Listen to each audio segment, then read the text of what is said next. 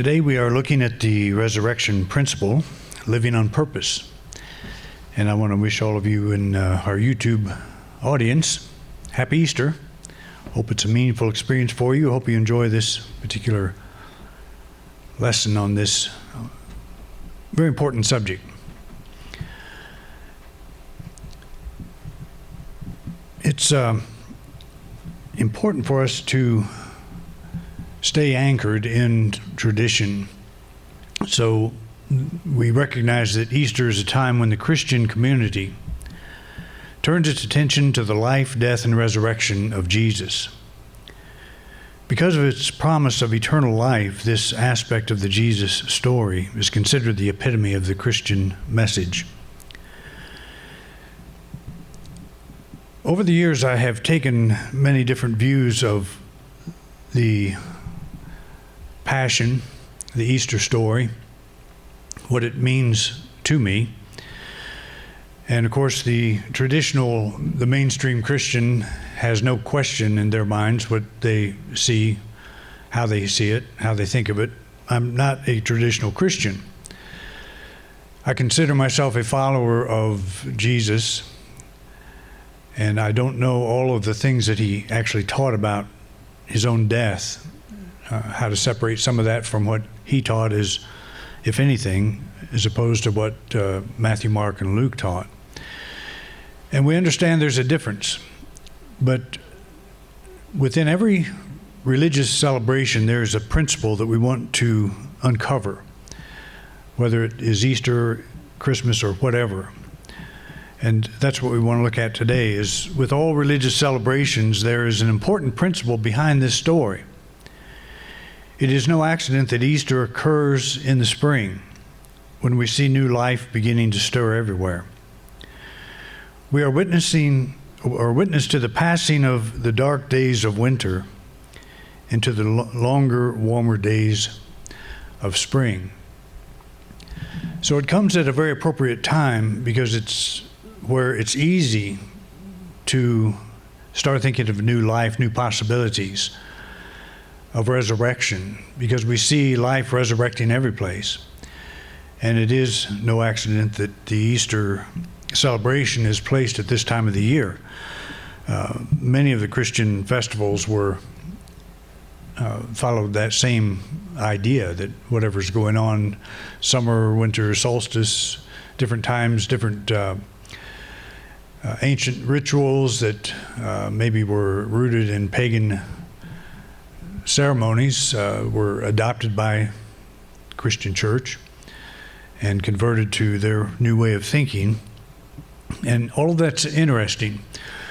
But what I find myself doing is saying, what is the principle behind the ceremony? What is it we're looking at here? What is this saying on a spiritual level? Because when we get the principle that we're talking about, when we get the principle being illustrated, suddenly our mind shoots from 2,000 years in the past to the present. We can apply that principle to our daily life, to our daily thinking, to what's going on now, to our church, to what is happening right now. How can we bring this beautiful message into practical form? And that's not to say that we want to just reduce it down to simple mathematics or something like that. But we want to grasp what it is, because it is what the principle is, because it is so valuable. And it has survived because it is an eternal truth. And as Jesus said, you shall know the truth will make you free. We want to know that truth that will make us free, and there's definitely something here for us. When conditions turn favorable, the life process in, say, a tulip bulb begins to stir, and soon the flower appears. The sustaining aspect of this plant, the part that fuels its annual resurrection, is not the flower that we see. It is the bulb that we do not see. So when we see examples of resurrection, and just think of a tulip, a tulip bulb or an iris or any kind of these perennials, plants, they go through a lifespan. We see that lifespan. We see the plant. But we know there's something deeper going on. We know there's a deeper reality that is producing that plant. So we turn our thinking to the idea, well, if that's true of a plant, if it's true in nature, how could it be true of us? Where could that touch us? Where could that apply to us? It's not difficult to draw a parallel between the perennial flower and our own incarnation. Our soul is to us what the bulb is to the flower. The body is the flower. The flower experiences birth and death, while the bulb persists through the span of many lifetimes. I'm convinced that that is true of us as well. I think it's a very good illustration to think of your soul, that reality, that truth that you are, that true being. The I that I am. Not the I that's connected with the body necessarily, that looks in the bathroom mirror and sees the reflection, but that part that's doing the looking, that part that is conscious, that I am something, I am living, I am a soul. I'm more than this body that has changed, obviously, over the years. So when we're thinking of a flower, when we're thinking of a tulip, a lily, or whatever, we're thinking of something physical. The bulb is a physical thing, whereas the soul is not. But that's where we make the shift. That's where the illustration breaks down. All people that have, or nearly all people that have a near-death experience, declare that they do not die. They may be pronounced dead, just as when we look out in the fall and our tulips are all dried up. We say the tulips have all died.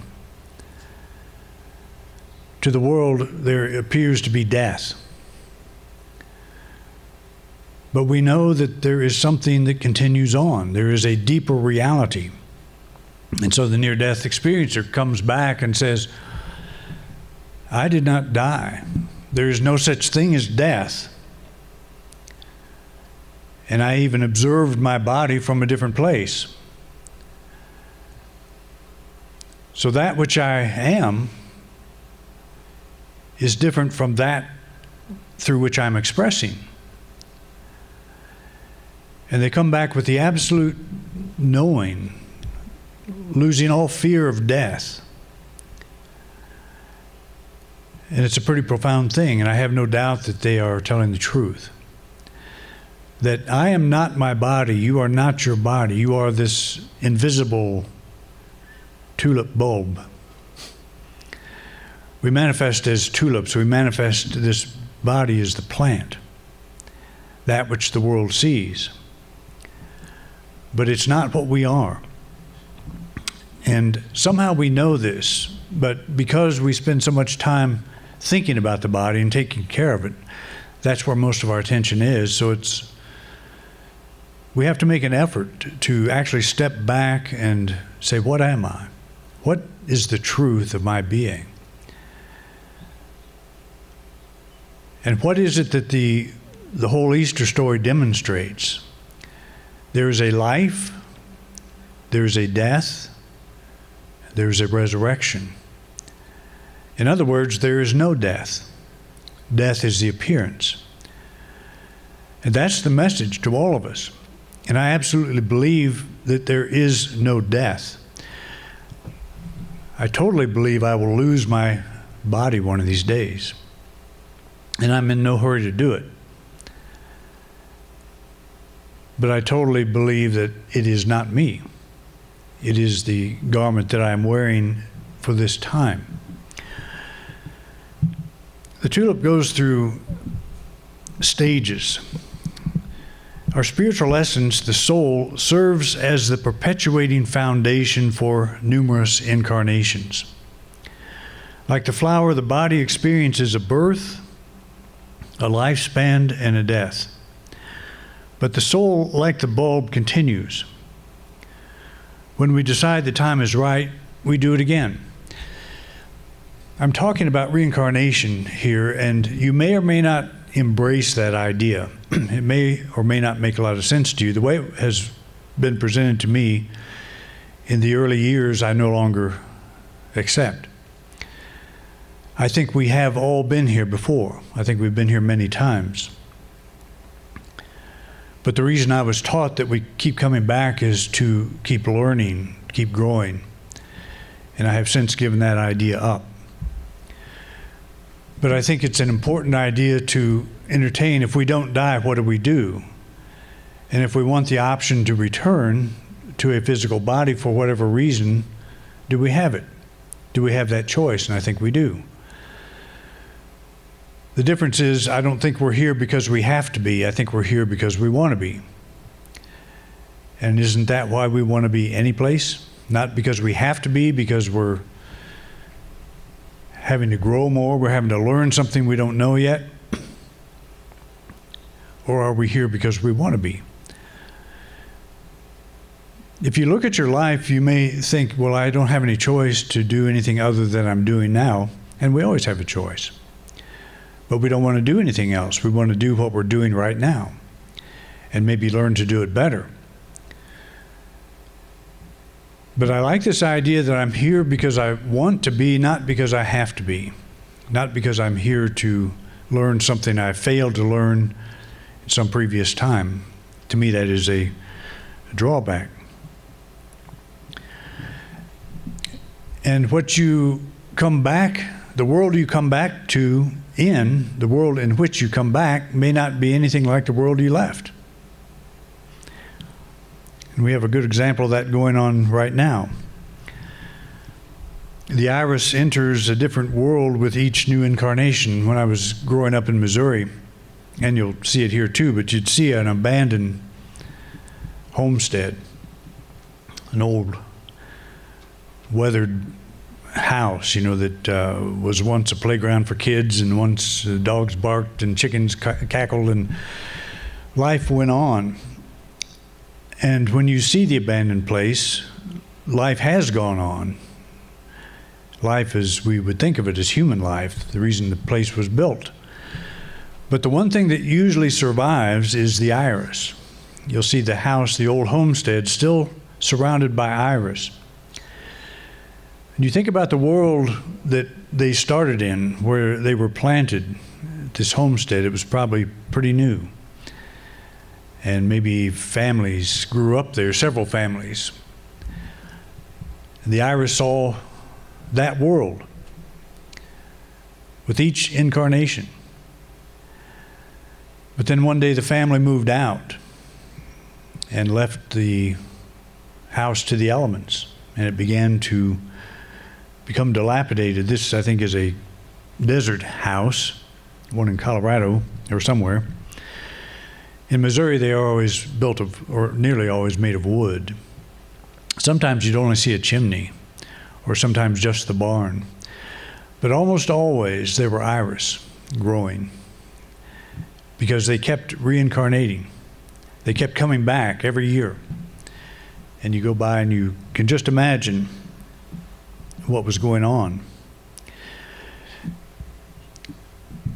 Right now we are selling this building. A number of years ago, I don't know how many now, I've forgotten, but there was a couple of people that planted tulips in the front yard, the flower beds out there.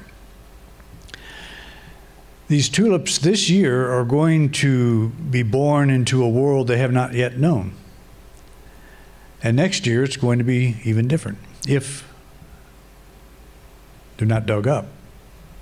I don't know what the plans are for the place. But if they're left alone, they will come back, and they'll come back, and they'll come back, and they will see a whole transition from an outer world that they would not recognize. It would not be the same people, the same purpose, the same anything. It's all going to be different. It's changing right now. And so if that is the progression that's offered to us, you would think we would start again where we left off. But what if you come up in a world that's completely different? So I don't think that's what it's about. Why would we do it again? Is it because we have so much to learn? Does the flower go through these many births and deaths because it has to learn how to be a better flower? I don't think so. The flower achieves its purpose with every incarnation. This is why I think Jesus called our attention so often to nature. Consider the lilies. Consider the birds of the air. There are many other instances where he brought people's attention to their natural surroundings. Is a flower right now struggling to be better? Struggling to be something more than it is? Struggling to be a better flower? If Jesus was calling our attention to flowers for any reason, it would be to say, look at this flower. It's not doing what you're doing. It's not wishing it was someplace else or someone else, or that it had more, or that it wished this or that hadn't happened in its life. It is simply being. And when it comes back, it's not going to try to be anything other than it is. It's not going to consider itself a failure because it died in the fall. It'll come back in the spring and do what it does best, and that is to be a flower. And so much of our life is spent with our thinking life would be okay if it was different. I would be okay if I was more enlightened, if I had more money, if I lived in a different place, if I could surround myself with people who really understood me. If there was some way I could change the outer, maybe I'd learn something, or if I could learn how to just adapt to it and not get so upset with things. But why do I get upset with things? Because things appear to be threatening my flowerhood, my humanity, my sense of who I am. But does that happen to the flower? Will the tulips that come up this year realize the building is now in other hands and be resentful? Why did you bring me here?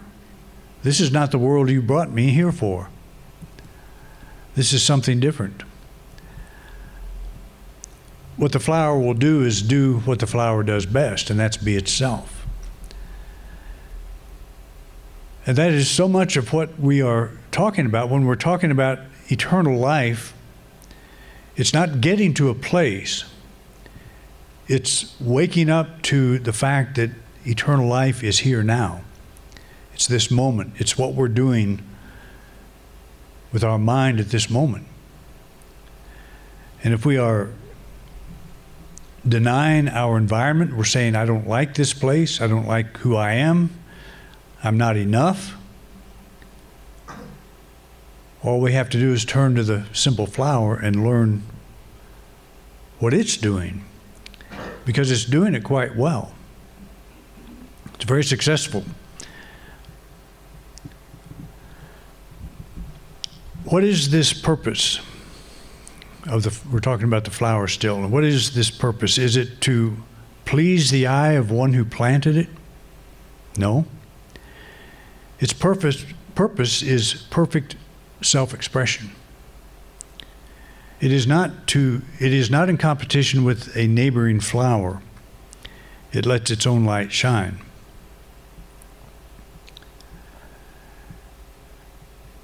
I've told the story before about a church in Springfield we were in, and a woman planted a circle of tulips in a new garden that had been built. And they were red tulips, but there was one that was yellow. And there were probably 100 or so tulips with one yellow tulip. And she said, should I pull it up? And I said, I don't see why you should. And I was able to see that tulip every day out my office window at the time. And that tulip never made any apologies for being what it was. It was a yellow tulip.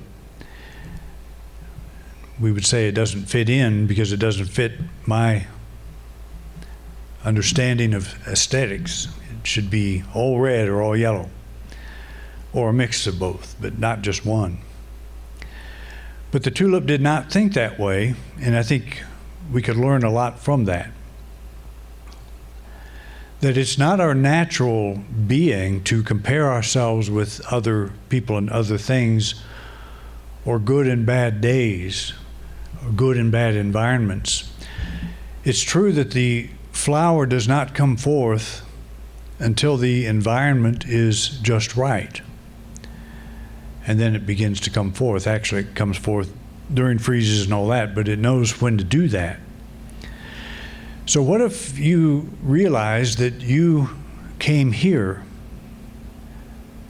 because you felt the time was just right, that you did it for a reason, that you wanted to do it, and you weren't necessarily thinking about what changes might occur, but you had such an understanding of what you were as a spiritual being that it didn't matter what happened in the environment. You would be that yellow tulip, or you'd be whatever you are made to be. You would not ever feel like you were something less than you should be. You would let your light shine right where you are. This analogy sheds new light on a statement from Jesus. For this I was born, and for this I came into the world, to bear witness to the truth. Isn't that what the flower is doing? It's bearing witness to the truth of who and what it is. It's not sticking a leaf up and saying, I wonder if I should come here. I wonder if I could be of any service. I wonder if I could get something from this particular environment. It just comes forth. And what is its purpose? Is it to please us? Is it to please the eye of the one who planted it? No.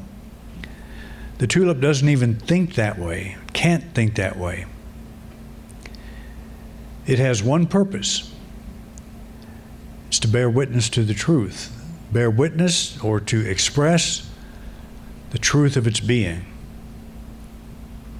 And that's a very profound thing to think about.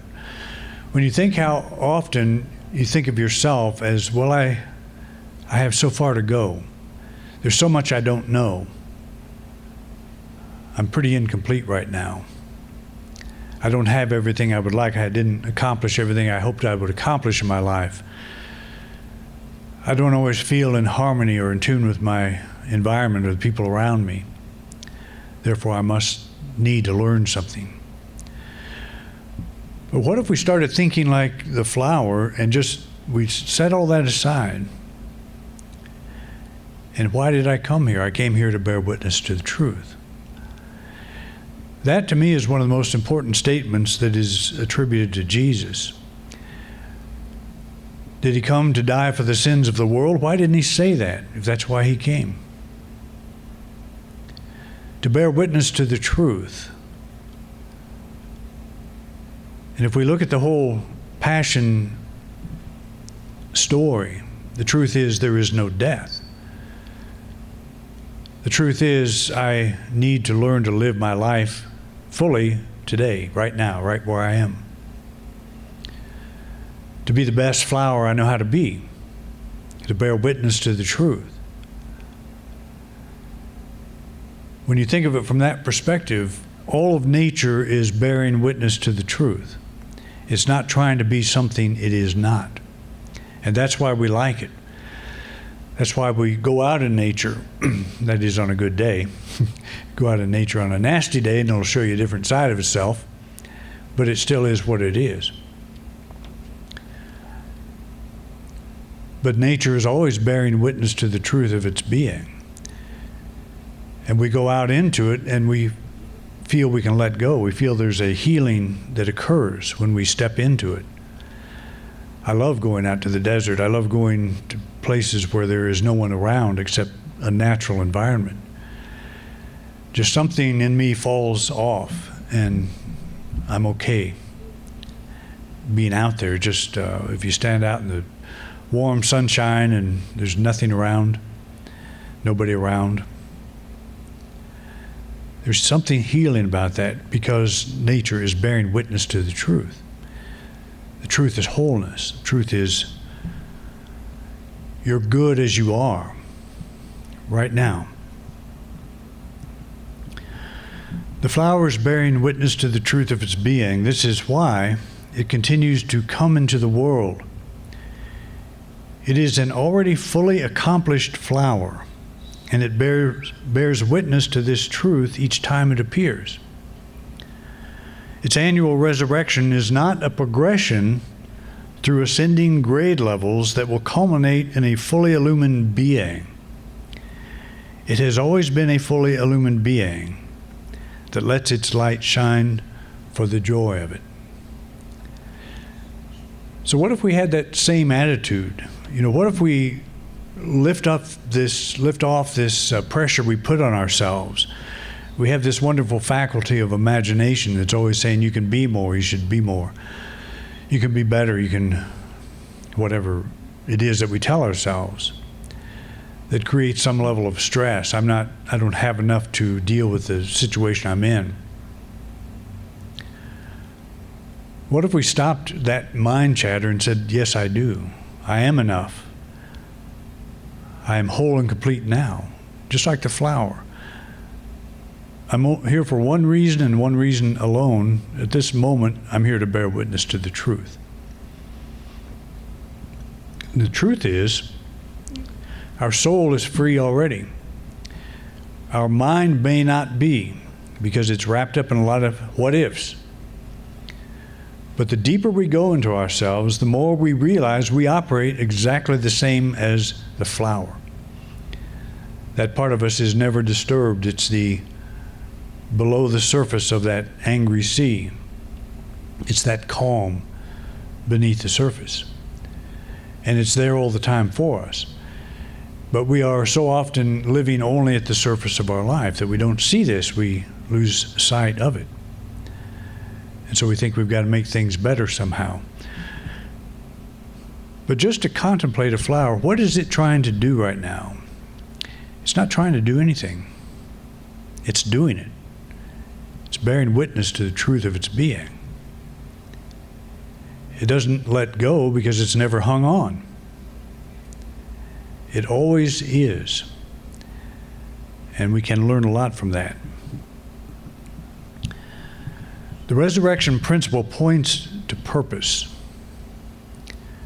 Are we here to learn to be a better flower, or are we here to bear witness to the truth? This is the question that I hope Easter stirs in all of us.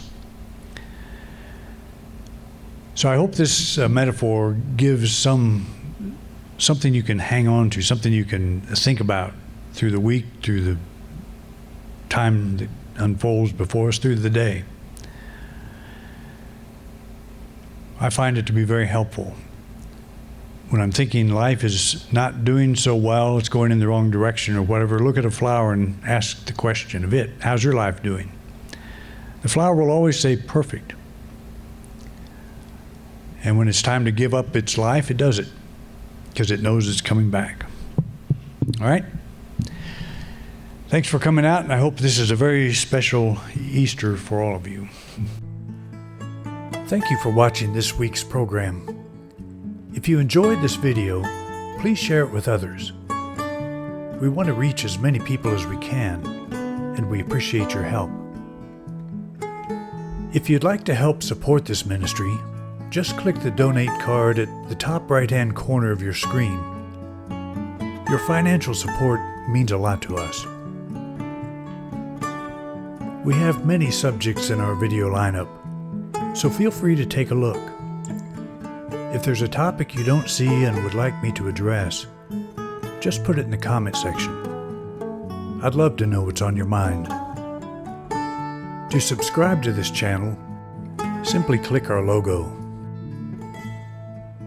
Thanks again for your interest in independent unity, and have a wonderful week.